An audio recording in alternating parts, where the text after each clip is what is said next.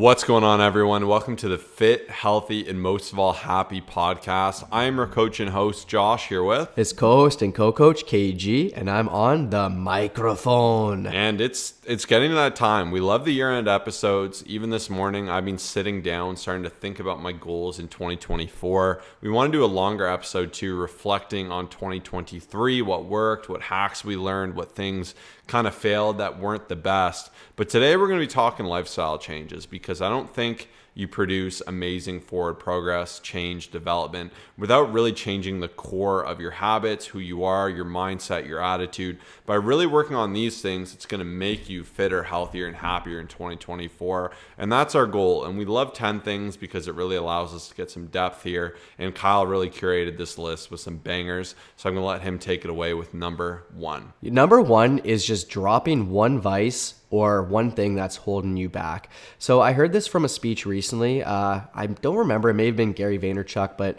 it was pretty much just asking, and this is where, I'm going to add in a quote here, what do you need to get rid of, instead of asking yourself, what do you need to add? So what I mean by this is a lot of times people will be like, I need to start doing this, I need to add this in, and I need to switch this thing up. And I think it is great to add a bunch of things, but I do believe that a lot of times results can come from taking things out that's holding us back, such as hitting the snooze button, such as skipping workouts, such as just anything in our life. Like, I'm sure we can sit down with a pen and paper and think of a few things that may just be holding us back. And that's going to be my biggest challenge for you here. And like I have written down here in the notes, so many people try to add stuff in without getting rid of what's holding them back. And I think once I started to make that change years ago, it really, really helped me out. And that's going to be my biggest thing. Some of you may have to sit there for a bit longer to think of what that thing is. And that will obviously bring us into number two, which is fantastic. But that's the first thing to think about going into 2024. Yeah, I love this attitude too of even like analyzing through subtraction. Like, if you were to get rid of something that is just breaking all of your positive action, you'll see way more results. Like, his point was so true, because we always think I need to add more habits, more hacks, more gym time, more this, more that. But by really establishing that thing that's holding you down, like if me and Kyle are trying to go on a race and he has like a ball and chain attached to him and he's like, okay, well, I'm going to get better shoes, I'm going to get really nice workout fits, like he's going to be so slow because he has this big ball and chain on him. It makes no sense. But I think this is such a good one. And this is something I've really tried to improve in the last few years, because there's nothing wrong with being like, I have a hole in my game.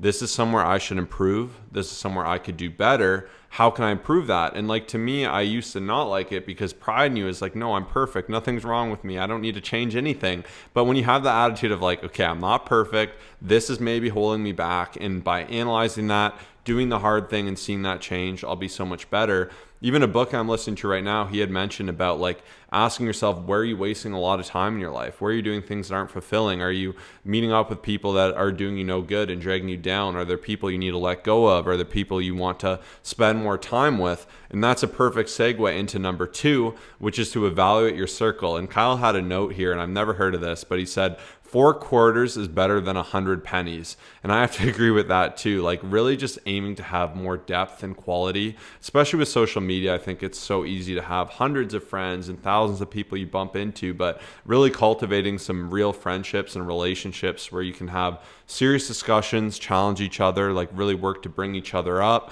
really have some accountability, and really get into the core of that desire to improve, to push forward, to level up. And I just love that example in general. And I think also too, if you don't have people that bring you up, like even ask yourself, who are your online mentors? Like recently I saw someone comment that they chose one individual to be their online mentor. And I'm like, that's so cool. Like, you can have like a completely one-way relationship with someone and just say, this is the person I'm going to use as my mentor for fitness. I'm going to use this person as my mentor for finance. This person has it really all together. And I think having a variety of mentors is so good, because one thing I heard recently is a lot of us will look at someone and say, I want their life. Someone who's really rich, for instance. But the reality is, you shouldn't be saying you want someone's life unless you're fully willing to change with them. Some people will be really rich, but they'll have horrible relationships. They'll have no personal satisfaction. They'll be completely missing and neglecting their health. So even for you, you could say, how can I take the best components of the people I really admire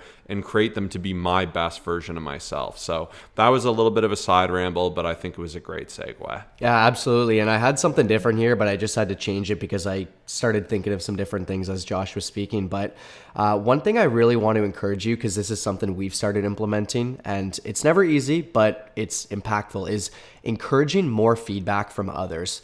So I think years ago, it'd be very hard to just hear someone say, hey, you need to get better at this, and here's what I've noticed about you and stuff like that. And once again, I feel like as you go through a growth journey, you start to encourage it a bit more because you just want to become better. And that's pretty much where I'm at in my life. Is I want our coaching experience to be the absolute best. I want every relationship, I want to be the best possible version of myself. I want all our clients to be happy, our listeners to be happy, every single thing. And I think a lot of times we do stay away from that because it is never fun. Like when you receive a feedback form and it's like, oh, you could have done this better. And so I really want to encourage you, whether it's you have to ask the people close to you for some like honest, direct feedback. I know sometimes people won't be fully honest, so you have to look for those people who will be.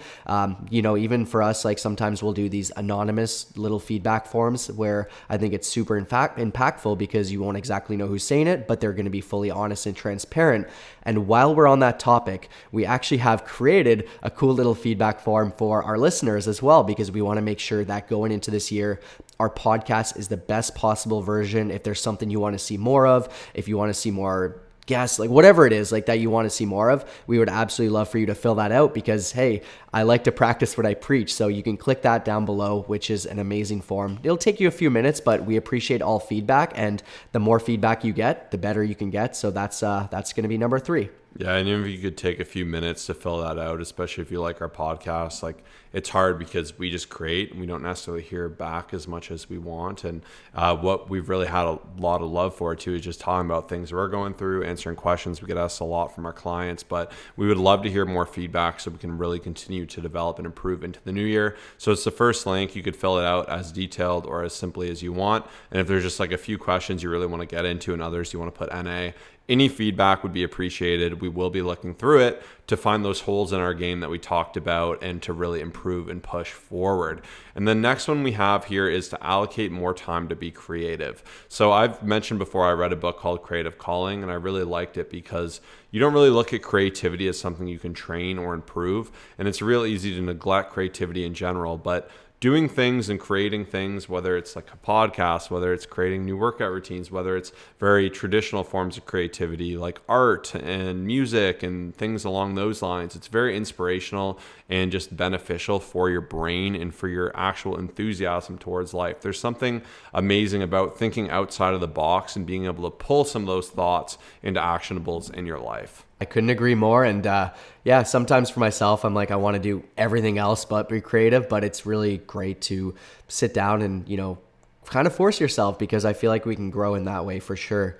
But number 5 is ask yourself how you can invest in yourself this year. And that could be with time, that could be with money, that could be with energy, or it could be all 3. But I really do believe that true growth will take place for every single person going into this new year. And you really just have to find ways to just simply become better. And it's hard for us to hear, even myself. I always try to find new ways, and it's inspiring being around Josh because he's very similar. Like, we're very growth minded. I truly believe if you're not growing, you're dying, and we always want to push forward, right? Because it feels great when you make progress. And so with that being said, of course, there's so many different things you could do, investing into your knowledge, different courses. Like, there's got to be something where you're just like, man, I want to do this. You've been putting it off for a while, and I really encourage you to just go do it. Set a goal to do it and to start to take action, right? Different books, different courses, like I mentioned, even having some sort of coach, and whatever it is that you need accountability in, having a coach will absolutely be game changing. You'll have accountability. They're going to take the guesswork out of the process. And of course, as you've heard us mention, we do have our challenge that's going to be taking place with up to $5,000 worth of prizes, a coach that's in your pocket there for you every single step of the way. We're going to send you out a free t-shirt, which is going to be awesome. We have the Fit, Healthy, and Happy podcast ones coming as well.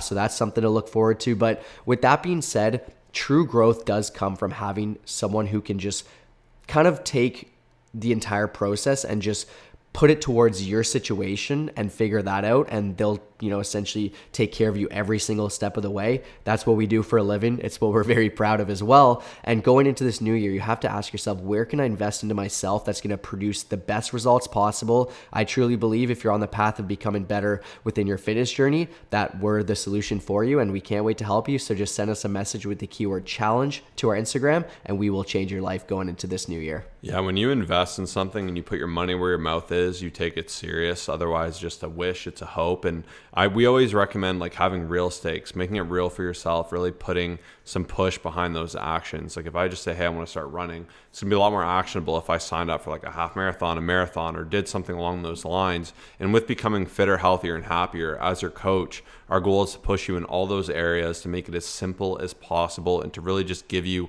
just exactly what you need to push forward so you can understand and save you all the time, all the BS that is going on in the current industry. So don't miss out on this, and we look forward to helping you.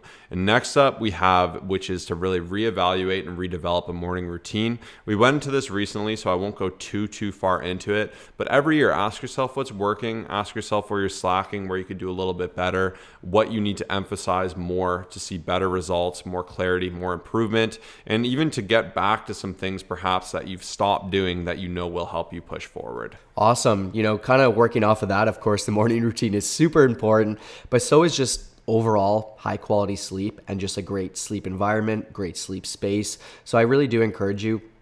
You don't have to go out and buy every trinket and gadget and everything. There's some people out there that I'll see like, oh, I spent this much on this specific thing to improve my sleep. Like, I do believe it just comes from the smaller things, and just making sure there's no light coming in, making sure just you're creating good habits before bed, you're not watching too much stuff beforehand, you're not drinking a ton of water, like all these little things. But I do believe that if you can sit down once again when you get a few extra minutes and be like, how can I create the best possible sleep environment where it's like, just even for us reading before bed, like I've found that once I started listening to Josh's tip of taking my Kindle, reading before bed, allowing myself to just get a good kind of just like fall asleep like while reading, I think that's been game changing instead of laying there tossing and turning or watching something. Even one of my clients recently, she was saying she had a little bit more stress, and I was like giving a bunch of tips, and she said it's been helping as well. Just even if you need to meditate before bed, if you have so much on your mind that you need to journal, like these are things that are free as well, which is incredible. But I do believe if you can spend time thinking, how can I set myself up for the best quality sleep,